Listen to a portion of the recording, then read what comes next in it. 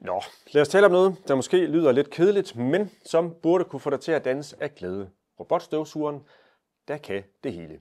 Sig hej til Xiaomi Robot Vacuum X20 Pro.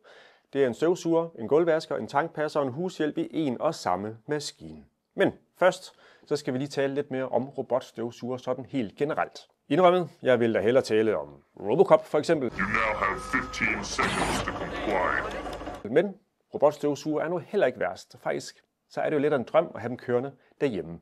Og de går i hvert fald ikke helt lige så loco som Robocop.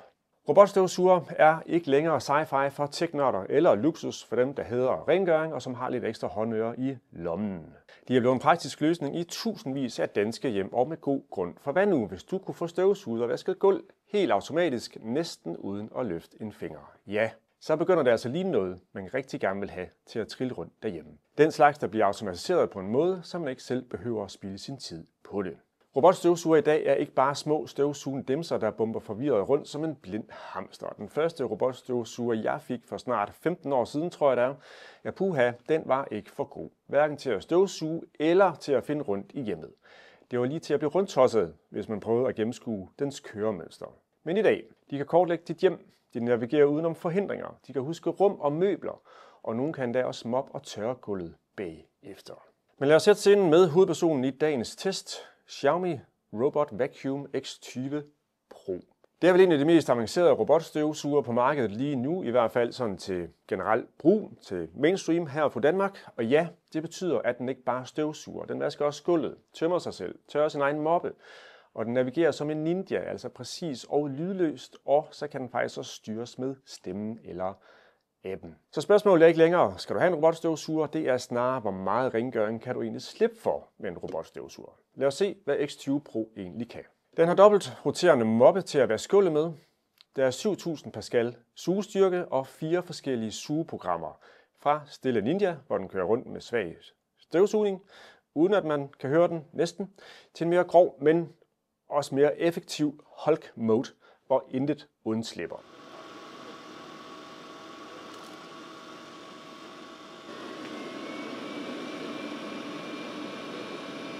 Det her med sugestyrke på 7000 Pascal. Pascal, det forkortes også PA. Og det er altså et meget højt sugeniveau, som er langt over, hvad de fleste støvsuger leverer. Så der er altså fuld sugepower på. Og så tømmer den også sig selv. Yes, du hører rigtigt. Efter hver rengøring, så sendes alt snavset ned i en støvbeholder på 2,5 liter. Og det svarer til 75 dages skidt og nullermænd, uden at du skal røre en finger. I hvert fald ifølge Xiaomi. Og så ja, den mobber altså også som nævnt din gulv. Jeg vil ikke gå så langt som til at sige, at den kan erstatte en grundig vaskegulvet, men det er med til at holde gulvet mere rent i det daglige, og dermed mindske slitagen af gulvet. X20 Pro har en 4 liters vandtank til ren vand og en 3,8 liters til det beskidte. Og efter moppeturen, ja, så tørrer den selv moppen med varm luft i 3 timer, hvis det skulle være nødvendigt med så lang tørring. Og bare rolig, robotstøvsugeren ved godt, hvad et tæppe er. Med ultralyd så hæver den automatisk moppen, så du ikke får vådt tæppe. Og når den støvsuger, så øger den samtidig sugestyrken, når du kører hen over gulvtæpper. Det er som om, at den får superkræfter, så snart den rammer uldtæppet.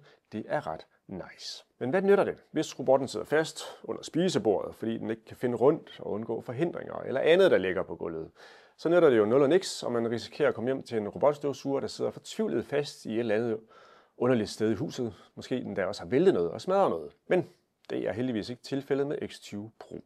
Den har nemlig supernavigation med laser, der er 120 graders lyssensor og kantsensor. Den undgår forhindringer og kommer samtidig helt ind i krogene, og det er uden at sige det først. Og det hele det kan styres fra My Home-appen.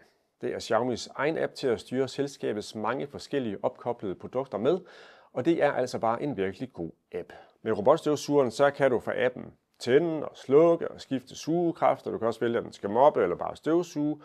Og så kan du sætte den til at gøre ren, mens du er på ferie, hvis du også har lyst til det. Med et 5200 mAh batteri, så klarer den op til 160 minutter møjsommeligt arbejde, og den kan klare de fleste hjem på én opladning, er min vurdering. Så hvis du vil have en støvsuger, altså en robotstøvsuger, der både arbejder hårdt og loyalt, så er Xiaomi Vacuum Robot X20 Pro et stærkt bud.